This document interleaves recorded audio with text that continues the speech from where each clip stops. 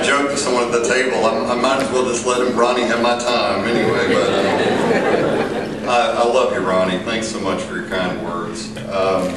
It's such an honor to be here with y'all. It's also nice to be somewhere I can say y'all. But I do feel very humbled and honored to speak to you today, and I want to thank the Institute of Interfaith Dialogue for inviting me here to talk with you. And Hurley Evers, I love you. You know, you and your family, and I appreciate. Let's just give them a hand for what I'll do.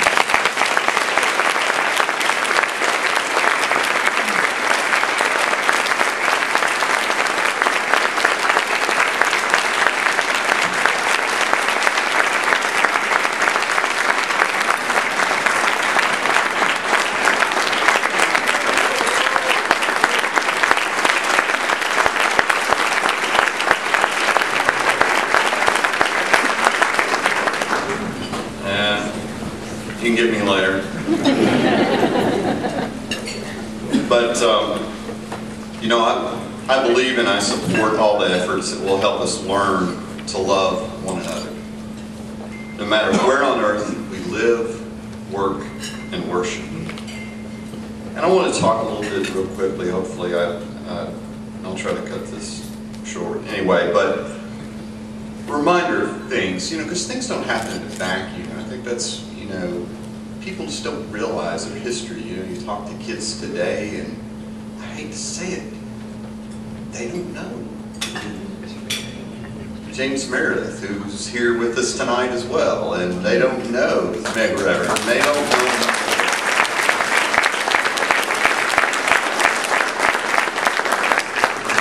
Was it King said once, one day the South will recognize its true heroes. Amen. Between Reconstruction and the 1960s, about 3,500 African Americans died at the hands of lynch mobs in the United States. In 1995, the bombing of a federal building in Oklahoma City killed 168. And of course, we know about the 9/11 attacks that killed nearly 3,000, as well as the recent attack on the Liberty Embassy. So what do all these events have in common? Hate motivated these acts. But what preceded that hate has drawn much less attention, I think, from the public and from the press too, and that is fear. Fear. So what drove the lynch mobs and the KKK in Mississippi? Fear that African Americans would hold power, vote, or even dare to be equal to whites, right?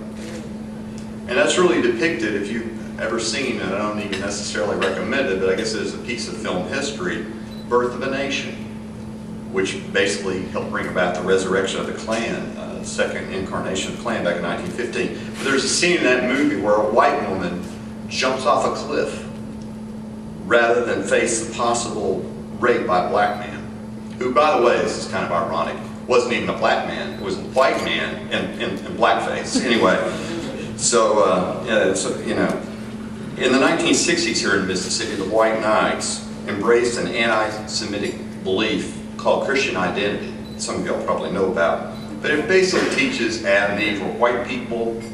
Barry Beckwith taught me about this, by the way.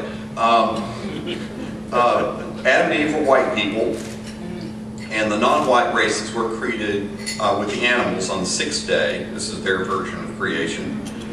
And therefore, of course, have no souls. And then they believe that Jews are essentially spawn of Satan. This is their teaching. And that thinking is what prompted Klansmen in the 1960s to bomb synagogues, to bomb Beth Israel here, and bomb homes. It's prompted much other violence since. Christian identity is a very dangerous belief. But it does remind us, it does matter what we think, and it does matter what we fear. Because that's what, you know, that's what leads people to act, individuals, groups, and nations. You know, when the Maine sunk in the Havana Harbor and 250 sailors died, the press blamed Spain, you know. And not long after, we had the Spanish-American War. interesting footnote to that is actually the explosion took place in the boiler room. Now, it had nothing to do with Spain, but it hardly matters what the truth is when fear reigns. You know, one of the biggest problems with fears is it leads us to create enemies. And that's what we're talking about tonight, right? And that's what happened with Joe McCarthy, a senator. Obviously, some journalists took what he said, just kind of ran with it, and then other journalists, thankfully, kind of called into question, including Edward R. Murrah, who stood up to him, which is what needed to happen the whole time. And that's why we as journalists have to stand up for the truth. And the public tide of opinion began to turn against him. But our need for an enemy seems kind of baked into our DNA. Sam King wrote a book, and I highly recommend this book. And anybody who's a teacher or gets anywhere near a classroom and can pass on this book, I highly recommend it. It's called Faces of the Enemy. And it's really just a collection of wartime propaganda. And it's great. But this is the way he puts it, and it's so true. In the beginning, we create the enemy. Before the weapon comes the image. We think others to death, and then invent the battle axe or the ballistic missiles with which to actually kill them. Propaganda precedes technology. Isn't that so true? In our American schools in the 1960s, 1970s, when I was there, we were taught that communists were our mortal enemies and we must fear them. They even had the films that they would show us in the classrooms, warned us about the communists and you know how many missiles they had and we didn't have enough and we weren't keeping up and so all that kind of stuff was going on. But by 1992, you know, the Soviet Union, we know, really began to fall apart. And it was kind of viewed as setting into the Cold War. And, you know, we thought this is the triumph of capitalism over communism and freedom over totalitarianism. But in the last days of power, Gorbachev made a very interesting comment to a reporter. He said, "We will deprive you of an enemy, and then what will you do?"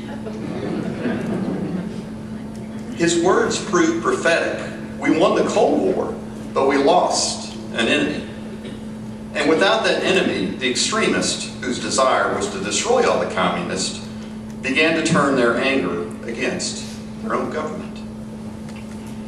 The anti-government movement culminated with the bombing of the building in Oklahoma City. But when that bombing took place on April 19th, 1995, you wouldn't know that from the initial news reports, would you? Because the initial press reports for the first day or two were the belief that the building had been blown up by Middle Eastern terrorists. That's what it said over and over on television. I don't know if y'all remember that. CNN gave the names of 4 Arab Americans that were completely innocent, but they broadcast them. The Wall Street Journal called the explosion a Beirut-style car bombing. And I remember this distinctly. Some guy on CNN, expert on CNN, talked about how you could tell that this blast, the way that the explosion took place, that it was obviously from foreign terrorists.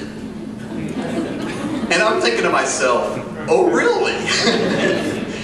Bombs tell you that? I mean, and even worse, there was an expert on CBS who remarked that the bomb was intended to, quote, inflict as many casualties as possible.